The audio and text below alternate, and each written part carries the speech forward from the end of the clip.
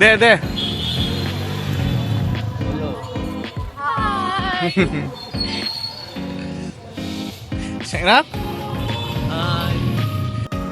বড়দিন আমাদের খ্রিস্টানদের জীবনে এক আনন্দময় দিন। এই দিনে আমাদের ত্রাণকর্তা প্রভু যীশু খ্রিস্টের জন্ম হয়েছিল, তাই তো আমরা এটাকে ধুমধামের সাথে পালন করি। হ্যালো বন্ধুরা, আমি অভিজিৎ, আপনাদের জন্য নিয়ে এসেছি আমি নতুন ব্লগ। বড়দিনের সময় আমাদের পরিবারের মানুষজন যেখানেই থাকে না কেন সবাই একসাথে হওয়ার জন্য চেষ্টা করি। ভিডিওটা যদিও বা 8 মাস পুরনো, তারপর চিন্তা করলাম কেন আপনাদের আমাদের বড়দিনের আনন্দ থেকে বঞ্চিত করব। তাই অনেকদিন পর আপনাদের জন্য আপলোড করলাম। বড়দিনের আগের রাতে আমরা অনেক এক্সাইটেড থাকি, কারণ আমরা সব কাজিনরা একসাথে হয়, তারপর বন্ধু বান্ধবী সবাই একসাথে হয়, যার কারণে আমরা সবাই মিলে বড়দিন আগের রাত আড্ডা দিই।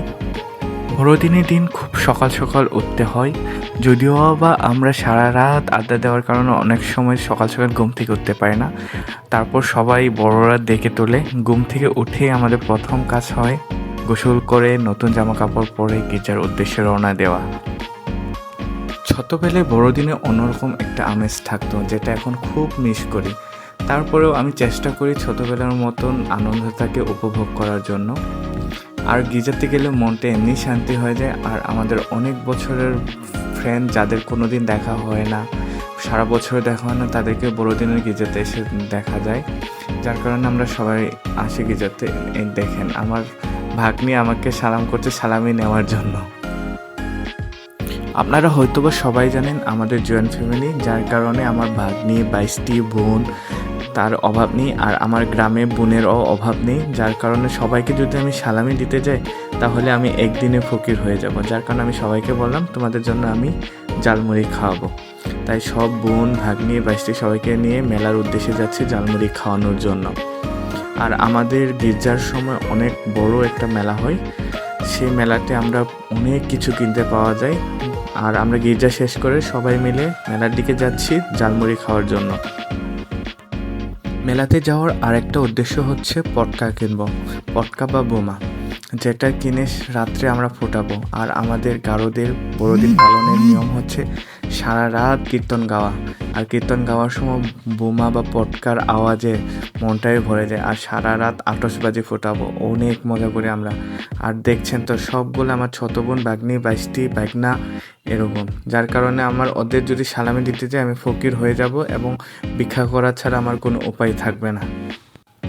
মেলাতে আসার পর অনেক পুরাতন বন্ধু বান্ধবীদের দেখতে পেলাম, যাদেরকে প্রায় 8 থেকে 10 বছর দেখা হয় না। তাদের দেখে এত ভালো লাগছিল। আর তারা সবাই আমাকে নিয়ে দুষ্টামি শুরু করছিল, আমি নাকি অনেক মোটা হয়ে গেছি। আসলে আমি অনেক মোটা হয়ে গেছি, তারপরেও তারা আমাকে মোটু মোটু বলে খেপাচ্ছিল। কি আর করার, এখন মোটা হওয়া তো আর আমার হাতে নেই, চেষ্টা করছি চিকনা হওয়ার জন্য। তারপর কিনতে আসলাম বোমা কিনতে সেদিকে এবার বছরে অনেক দাম ছিল, যেটা কি বলবো। তারপরেও 7-8 প্যাকেটের মতন কিনলাম। আর তারাবাটিও কিনলাম। আর আগে থেকে আমি ময়মনসিংহ থেকে আতশবাজি নিয়ে গেছিলাম, ওগুলোয় ফাটাবো। এবার অনেক দাম যাচ্ছে পটকা বা বোমার, এত দাম, তারপরও মানুষ কেনা ছাড়ছে না। দেখেন এক একটা পটকা ফুটলে মনে হয় যেন সত্যিকার কেউ বোমা মারছে। আমরাও কিনেছি, আমি প্রায় 6-7 প্যাকেটের বিড়ি বোমা এবং চকলেট বোমা কয়েকটা কিনেছি। তারপর তারাবাতি এগুলোই কিনেছি, কিনে সবাইকে ভাগ করে দেব ভাগনা 22টিদের। কিনা শেষ করে আমরা জালমুড়ি খেয়ে বাসায় চলে আসলাম। বাসায় এসে তা আরও মজা করব, অনেক খাওয়া দাওয়া করব। বাসায় এসে খাওয়া দাওয়া করে ঘুমিয়েছিলাম, কারণ সারা রাত জাগতে হবে।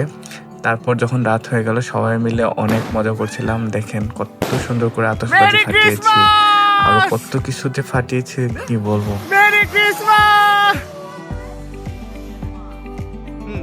রুমে এসে ছোট ভাই বোনদের সাথে অনেক মজা করছিলাম। আমরাও সেই লাইটিং চ্যালেঞ্জ করছিলাম, ওই সময় অনেক ট্রেন্ডিংয়ে ছিল, অনেক ভালো লাগছিল। তাদের সাথে অনেক ভূতের আড্ডা দিচ্ছিলাম। তাদের সবাই ঢাকাতেই থাকে, বেশিরভাগ সবাই আসছে ঘুরতে। তাই আমিও তো ময়মনসিংহে থাকি, তারপর ময়মনসিংহে ঘুরতে আসলাম, অনেক মজা করছিলাম সারা রাত। তারপর সবাই মিলে বড়দিন বাড়িতে চলে গেলাম। আর আপনারা হয়তো বা জানেন যে আমাদের গারোদের নিয়মে একটা বাড়িতে সবাই মিলে সারা রাত আনন্দ করি, বাস পুরা গ্রামটাকে কীর্তন গিয়ে ঘুরি, তারপর একটা বাড়িতে সবাই সমবেত হয়ে খাওয়া দাওয়া করি, অনেক মজা করি। বন্ধুরা, আজকের ব্লগ এই পর্যন্তই। অবশ্যই আমার ব্লগটিকে সাপোর্ট করবেন এবং আমার ইউটিউব চ্যানেলটিকে লাইক, কমেন্ট এবং সাবস্ক্রাইব করবেন, আর শেয়ার করতে ভুলবেন না। ধন্যবাদ।